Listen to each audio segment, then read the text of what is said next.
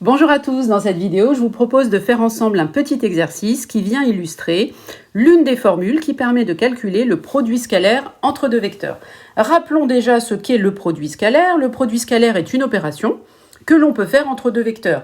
Vous savez calculer par exemple la somme de deux vecteurs, donc soit avec les coordonnées, soit graphiquement. Vous savez en tout cas que la somme de deux vecteurs correspond à la translation du vecteur U suivi du vecteur V. Vous savez également ce que signifie le vecteur 3U. Je ne vais pas refaire le cours sur tous ces thèmes-là. Et bien là, on a introduit une nouvelle opération entre U et V qui est U scalaire V. L'opération U scalaire V donne un résultat qui est un nombre. Ça ne donne pas un vecteur, contrairement à ces deux opérations-là que vous avez vues en seconde. Eh bien, nous avons trois formules qui permettent de donner le produit scalaire entre deux vecteurs, qui donne le résultat de cette nouvelle opération. Alors ici, je vais illustrer l'une des formules sur un petit exemple qui est très classique et que je vous conseille de savoir faire.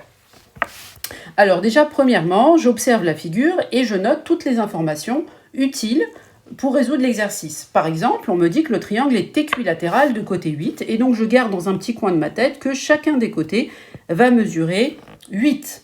Ensuite, je vois que le point D ici est au milieu du segment AB. Je le vois par rapport au codage, puisqu'ici vous avez deux petits traits qui vous indiquent que les deux côtés sont de même longueur.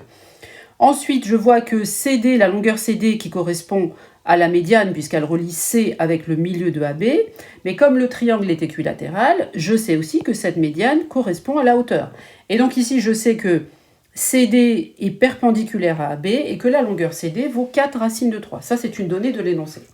Ensuite, je peux repérer que ABC étant un triangle équilatéral, les angles sont connus. Celui-ci et celui-ci sont trois angles égaux qui ont la même mesure et qui valent chacun 60 degrés. Ou bien, vous pouvez dire pi sur 3, c'est comme vous voulez. Ensuite, dernière information que je tire de l'énoncé, c'est que ici, cet angle-là, et de 30 degrés, puisque comme on est dans un triangle équilatéral, CD est aussi une bisectrice, c'est-à-dire qu'elle va couper l'angle qui est ici en deux angles de même mesure.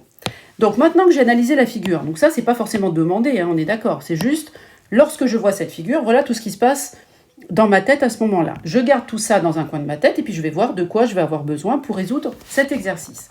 Je vous rappelle que pour calculer le produit scalaire de deux vecteurs, donc c'est ici que j'ai réécrit la propriété que je vais utiliser. On peut utiliser cette propriété-là dans la mesure où on connaît donc les normes des vecteurs et l'angle entre les deux vecteurs. Donc ça dépend de la situation. Dans cet exercice, il se trouve que c'est le cas. Et donc, je vais utiliser cette formule. U scalaire V, c'est égal à la norme de U, c'est-à-dire la longueur. Norme de U, c'est ça. La longueur du vecteur. Ça ne se dit pas la longueur du vecteur. On dit la norme du vecteur, mais en fait, en réalité, ça correspond à la longueur de la flèche, si vous voulez. La norme du vecteur V correspond ici donc à la longueur, si vous mettez des lettres, par exemple, c'est peut-être mieux. Ici, la norme de U, c'est en fait la longueur AB. La norme de V, c'est la longueur AC. Ensuite, vous avez le cosinus de l'angle entre U et V. Donc, c'est-à-dire, vous partez du vecteur U, vous tournez et vous arrivez jusqu'au vecteur V. Ça crée un angle, c'est-à-dire ça crée une ouverture et vous devez être capable de mesurer cet angle pour pouvoir appliquer la formule. Alors, ici, on me demande par exemple de calculer AB scalaire AC. Donc, je vais déjà en couleur matérialiser le vecteur AB. Donc, le vecteur AB, c'est celui-ci.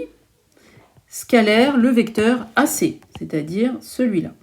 Donc là, je me retrouve avec une figure qui ressemble à celle que j'ai refaite ici. Et vous voyez que AB scalaire AC, du coup, ça donne la norme de AB. Donc là, au passage, je vois que la norme de AB, je la connais, c'est 8.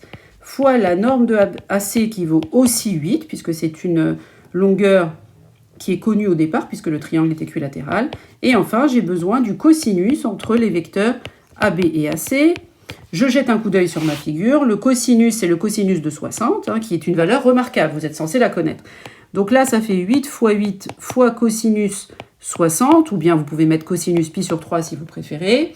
Je vous rappelle que cosinus 60, c'est 1,5. Donc ici, ça fait finalement 32. 8 fois 8 fois 1,5. Le deuxième, CA scalaire CD. Donc là, je vais effacer tout ça et je vais maintenant matérialiser les deux vecteurs CA et CD. Alors CA, c'est ce qui va jouer le rôle de U. Donc CA, voilà, il est là. scalaire CD, donc CD c'est le deuxième, voilà. Et donc pour calculer ce produit scalaire, j'ai besoin de connaître donc la norme du vecteur CA, ça pose pas de problème puisque c'est 8 encore. La norme du vecteur CD, elle est donnée dans l'énoncé, c'est 4 racines de 3. Et enfin, il me faut l'angle entre les deux vecteurs, entre CA et CD, c'est-à-dire l'angle ACD. Cet angle, c'est la moitié de 60 degrés, on en a déjà parlé tout à l'heure, puisque CD est la bisectrice de l'angle ACB, et donc l'angle entre CA et CD vaut 30 degrés. Donc ça me fait finalement 8, ça c'est pour CA. Le deuxième, c'est 4 racines de 3, et enfin cosinus 30. Cosinus 30, c'est cosinus pi sur 6, ça fait racine de 3 sur 2. Alors là, il faut les connaître, c'est des valeurs que vous avez appris dans le chapitre sur trigonométrie, ou bien vous pouvez aussi utiliser votre calculatrice, si vous en avez une, qui permet de calculer les cosinus de manière exacte. Donc en fait, il faut pas donner une valeur approchée, hein, il faut laisser racine de 3 sur 2. Ensuite, on va faire le calcul. Alors 8 fois 4, ça fait 32. Racine de 3 fois racine de 3, c'est 3. Et on va tout diviser par 2. Et au final, ça fait 48. Bon, là, j'ai pas de place pour l'écrire, je vous laisse l'écrire, ça fait 48.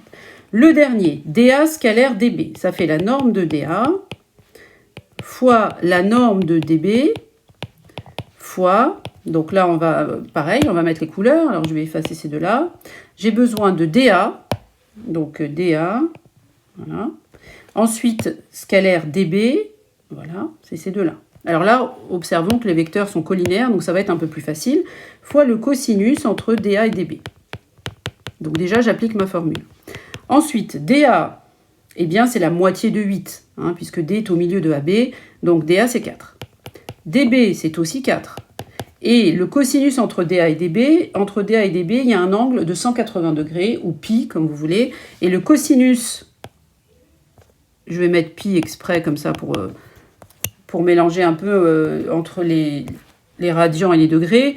Tout à l'heure, j'ai mis cosinus 60, j'aurais pu mettre cosinus pi sur 3. Là, j'ai mis cos pi, vous mettez comme vous voulez. Et le cosinus de pi, c'est moins 1. Donc, finalement, ça fait 4 fois 4 fois celui-là, c'est moins 1. Et donc, ça fait moins 16. Le cosinus est négatif, on aurait pu le deviner, puisque dA et dB sont des vecteurs qui ont des directions opposées. Voilà, donc j'en ai fini avec cette vidéo. J'espère qu'elle vous a plu, qu'elle vous a aidé. Et moi, je vous dis à très bientôt pour une prochaine vidéo.